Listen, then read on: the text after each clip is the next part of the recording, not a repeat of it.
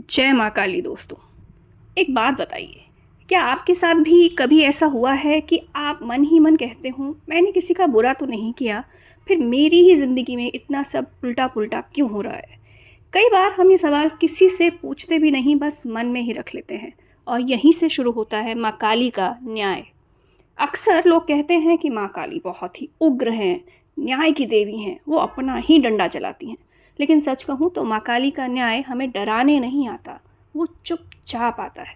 इतना चुपचाप कि हमें समझ भी नहीं आता कि आखिर हो क्या रहा है। हम सोचते हैं कि मैंने तो कुछ किया नहीं, कल भी मैंने कुछ नहीं किया, ना परसों मैंने किया था, ना मेरे इस जन्म में ऐसे कर्म रहे हैं जिनके कारण मुझे इतनी अधिक तकलीफ़ों या मुसीबतों से गुज़रना पड़ रहा है। लेकिन माँ काली हमें इतनी छोटी नज़र से नहीं देखती। वो देखती हैं ये आत्मा कितना बोझ और कब सेट हो रही है। कभी-कभी इस जन्म में हम बहुत अच्छे होते हैं, फिर भी हमें हमारी ज़िंदगी बहुत भारी सी लगती है। क्यों? क्योंकि माँ पहले हमारा सारा का सारा पिछले जन्मों का हिसाब साफ़ करती हैं, हमारे पिछले बुरे कर्मों को ख़त्म करती हैं। और ये बात सुनने में भारी लग सकती है, लेकिन सच बिल्कुल यही है कि माँ काली बिना हमारा पुराना हिसाब साफ़ किए हम पर कृपा नहीं करती। पहले वो हमारे पुराने जो कार्मिक बंधन है ना, उन्हें समाप्त करती हैं। यहाँ पे मैं आपको एक बहुत ही सामान्य कॉमन सी बात भी बताना चाहती हूँ कि जब माँ काली हमारे जीवन में अपने न्याय का काम शुरू करती हैं, तो वे सीधे आकर कुछ नहीं देती। वो सबसे पहले उन ख़राब चीज़ों को हमारी ज़िंदगी से हटाती हैं जिनकी हमें ज़रूरत नहीं है, लेकिन हो सकता है हमें मालूम ही ना हो कि हमें उनकी ज़रूरत नहीं है। यही कारण है कि हमें बहुत ज़्यादा दर्द का अनुभव होता है जब हमारी ज़िंदगी से कुछ रिश्ते, कुछ इंसान, कुछ लोग, कुछ चीज़ें एक के बाद एक बाहर निकलती चली जाती हैं, जबकि हमें उनसे बेतहाशा लगाव था और हम समझ ही नहीं पाते कि हमारी ज़िंदगी से ये लोग, ये इंसान, ये चीज़ें, ये रिश्ते आखिर क्यों निकल रहे हैं, है ना? और इसी वजह से हम दर्द से बहुत गुज़रते हैं और हम सोचते हैं कि माँ तो हमारी पुकार नहीं सुन रही, हमने जो माँगा था बिल्कुल उसके उलट व्यवहार कर रही हैं, तो क्या माँ हमारे ऊपर अपनी कृपा नहीं बरसा रही? जबकि इसके विपरीत माँ जो हैं वो बिल्कुल अपनी कृपा बरसाना शुरू कर चुकी होती हैं और इसी वजह से वो उन सभी रिश्तों को, लोगों को, चीज़ों को एक के बाद एक करके हमारी ज़िंदगी से हटाती चली जाती हैं जिनकी हमें ज़रूरत नहीं है, क्योंकि उन्हें हमारी ज़िंदगी में एक न्यायप्रिय स्थान बनाना होता है ना? और ये वो आदतें होती हैं जो हमको कहीं न कहीं सच से भागना सिखा रही थीं, जिनके सहारे हम आज तक टिके थे। लेकिन माँ उन आदतों से भी हमें अलग कर देती हैं और तब हमें अक्सर लगता तो है कि सब कुछ ख़त्म हो रहा है, लेकिन सब कुछ ख़त्म नहीं हो रहा होता। दरअसल उन अनवांटेड चीज़ों को माँ एक-एक करके हमारी ज़िंदगी के रास्ते से हटा रही होती हैं, साफ़ कर रही होती हैं। आपने शायद ये कहानी सुनी हो कि एक जगह एक बहुत बड़ा तांत्रिक रहता था, बहुत नियम करता था, बहुत तंत्र मंत्र साधना, और इसी वजह से उसको बहुत घमंड भी था, अहंकार था। वो रोज़ माँ काली से कहा करता कि मैंने ये किया, मैंने वो किया, माँ अब मुझे दर्शन दो।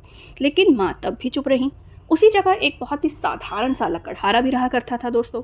वो रोज़ सुबह उठता, काम पर जाता और बस में अपने मन ही मन में कहता कि माँ आज जो भी होगा ना वो सब आपकी मर्ज़ी से होगा। ना वो कुछ माँगता, ना माँ के आगे कोई शर्त रखता, ना घमंड, ना ही किसी तरह का कोई गुमान। कहते हैं कि एक दिन माँ काली उसी लकड़हारे को अपने दर्शन दे गई और जब तांत्रिक को ये बात पता चली तो वो बहुत ही अधिक क्रोधित भी हुआ और अंदर ही अंदर टूट गया। और तब माँ ने उससे कहा कि तू तो मुझे बांधना चाहता था अपने खुद के अभिमान के आगे, लेकिन वो लकड़हारा वो मुझे बांधना नहीं चाहता और ना ही वो अपने ऊपर घमंड करता है, वो सिर्फ़ और सिर्फ़ मेरी कृपा पर भरोसा करता है। और इसका मतलब ये भी मैं आपको बता दूँ दोस्तों कि संसार में कोई ऐसी ताकत आज तक पैदा नहीं हो पाई है जो ब्रह्मांड की देवी को बांध पाए, है ना? तो इसका मतलब ये नहीं है कि माँ को साधना गलत है, इसका मतलब ये है कि हम अपने मार्ग को माँ की तरफ इस तरह साधें कि माँ खुद हमारे लिए पिघल कर हम पर अपनी कृपा बरसाना शुरू कर दें। इसका मतलब ये है कि माँ काली का न्याय कोई तौर तरीक़ों से नहीं हो सकता, किन्हीं किताबों से नहीं सीखा जा सकता। वो देखती हैं कि हम अपने अंदर से कितने सच्चे हैं। अगर हम माँ को कंट्रोल करना चाहते हैं तो बिल्कुल कभी ज़िंदगी क्या कई जन्म गुज़र जाएँ हम ऐसा नहीं कर पाएँगे, क्योंकि मैंने आपको कहा ना कि अनंत ब्रह्मांडों की जो देवी हैं वो माँ काली हैं। लेकिन अगर हम माँ के आगे भरोसा करते हैं और कह देते हैं कि माँ हम तुम्हारे आगे अपना सर्वस्व निछावर कर रहे हैं, तो देखिए माँ कैसे हमारी तरफ दौड़ी चली आएंगी। अब एक बात मैं आपसे और कहना चाहूँगी कि हम लोग अक्सर ये सवाल पूछते हैं कि जो लोग गलत करते हैं उनके तो बहुत मज़े होते हैं ज़िंदगी में, लेकिन जो चुपचाप सहते रहते हैं उन्हीं के साथ सबसे ज़्यादा परेशानियाँ क्यों आती हैं। तो माँ काली अपने लोगों को कभी अधूरा नहीं छोड़ती। वो पहले हमारे सारे गलत कर्मों का हिसाब ख़त्म करती हैं, ताकि आगे जो ज़िंदगी मिले वो पहले की तुलना में कहीं ज़्यादा शांत हो, अच्छी हो, है ना, और हल्की हो। अब मैं आपको अपने बारे में भी कुछ बता सकती हूँ। दरअसल मेरी ज़िंदगी में भी एक ऐसा समय आया था जब मुझे लगा कि बिना किसी वजह सब कुछ बिखर रहा है, ख़राब होता जा रहा है। और आज लेकिन जब मैं पीछे मुड़कर देखती हूँ तो मुझे लगता है कि वो कोई सज़ा नहीं थी।